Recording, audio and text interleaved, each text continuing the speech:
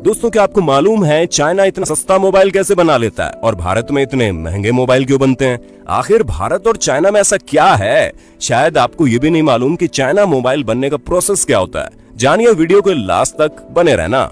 आज की हमारी इस वीडियो में हम आपको जो बातें बताने वाले हैं वो वाकई में आपकी आंखें खोल कर रख देंगी, क्योंकि आज आपको कुछ ऐसी चीजें पता चलेंगी जो शायद ही आप लोगों ने कभी सोची हो।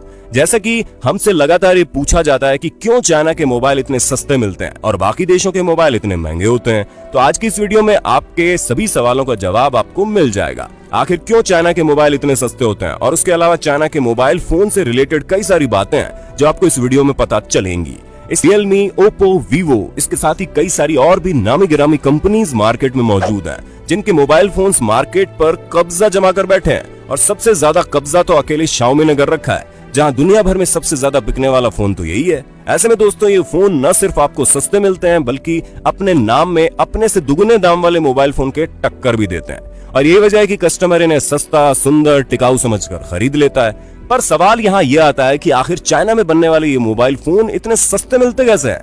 दोस्तों, हम आपके सवाल का जवाब देने के लिए इस वीडियो को अलग अलग फैक्टर्स में डिवाइड कर देते हैं, क्योंकि आपको ये बात विस्तार से समझानी बहुत जरूरी है कि चाइना किस तरह की स्ट्रेटेजी पर काम करता है। और वहां पर मोबाइल फोन सस्ते होने का सबसे बड़ा फैक्टर है लेबर, यानी कि श्रमिक। अब जैसा कि हम सभी ये बात बहुत अच्छे से जानते हैं कि चाइना की जनसंख्या बहुत ज्यादा है और ऐसे में वहां पर बहुत से लोग काम ढूंढने की तलाश में लगे रहते हैं, जिस वजह से उन्हें बहुत सस्ते में काम करना पड़ता है। आप माने या ना माने, लेकिन जितने मजदूर चाइना में हैं, उतने शायद कहीं और नहीं होंगे। जिसकी सबसे बड़ी वजह यह है कि चाइना एक मैन्युफैक्चरिंग हब है, जहां पर तरह तरह की चीजें बनाई जाती है। ऐसे में इतनी सारी लार्ज स्केल में चीजें बनाने के लिए मैनुअल वर्क तो चाहिए ही चाहिए, और इसी मैनुअल वर्क के लिए ज्यादा से ज्यादा लोगों को वर्कर के तौर पर हायर किया जाता है, जिन्हें बहुत कम मजदूरी में काम करना पड़ता है। और तो और वहां की कंपनीज की पॉलिसीज भी बहुत स्ट्रांग होती है। कई बार तो ऐसा होता है रात भर कंपनी में वर्कर्स काम करते हैं। अब जाहिर सी बात है, जब वर्कर कम रेट में मिलेंगे तो ऑटोमेटिकली प्रोडक्ट का रेट कम हो जाएगा। वहीं अगर हम दूसरे फैक्टर की बात करें तो चाइनीज कंपनीज चीप मार्केटिंग करती है, यानी अपनी मार्केटिंग में बहुत ज्यादा पैसा खर्च नहीं करती, ना ही इतने बड़े बड़े शोरूम बनवाती है, और यही वजह है कि इनके प्रोडक्ट सस्ते होते हैं। और दोस्तों, अगर हम तीसरे फैक्टर की बात करें तो कंपनीज को सुविधा बहुत ज्यादा मिलती है, और वो सुविधाएं उन्हें कोई और नहीं बल्कि चीन की सरकार देती है, क्योंकि वो ये जानती है कि हमारा देश इन्हीं बड़ी बड़ी कंपनियों की वजह से चल रहा है, जिस वजह से वो जितनी हो सके उतनी सुविधाएं इन कंपनीज को मुहैया करवाती है।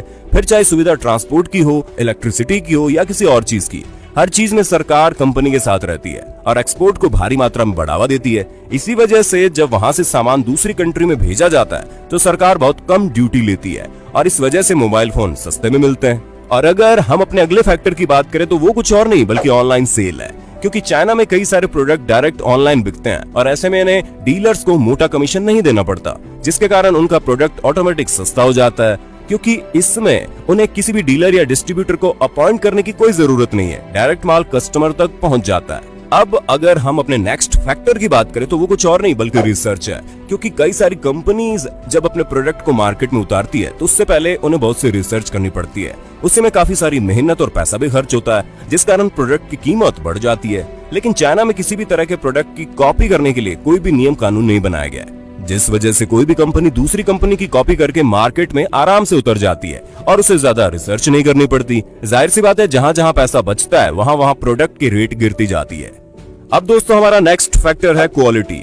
ये बात तो हम सभी जानते हैं कि चाइना के जो प्रोडक्ट्स आते हैं उनकी क्वालिटी काफी लो होती है। हालांकि इतनी लो भी नहीं होती कि उसे हम चला ना पाए, लेकिन हाँ, बाकी देशों की कंपनी के मुकाबले ये अपनी क्वालिटी लो रखते हैं। और इसके साथ ही चाइना हर क्वालिटी का प्रोडक्ट बनाता है, हाई, मीडियम और लो। ये तो कस्टमर पर डिपेंड करता है कि उससे किस तरह के प्रोडक्ट्स खरीदने। अब तक आपको पता चल गया होगा कि चाइना के प्रोडक्ट इतने सस्ते क्यों होते हैं, क्योंकि हमने उससे रिलेटेड सभी फैक्टर डिस्कस कर दिए हैं। लेकिन अब अगर बात करें इंडिया के प्रोडक्ट्स के इतने सस्ते क्यों नहीं होते, तो सबसे पहले इंडिया में कंपनीज को सरकार की तरफ से उतना सपोर्ट नहीं मिलता जितना मिलना चाहिए।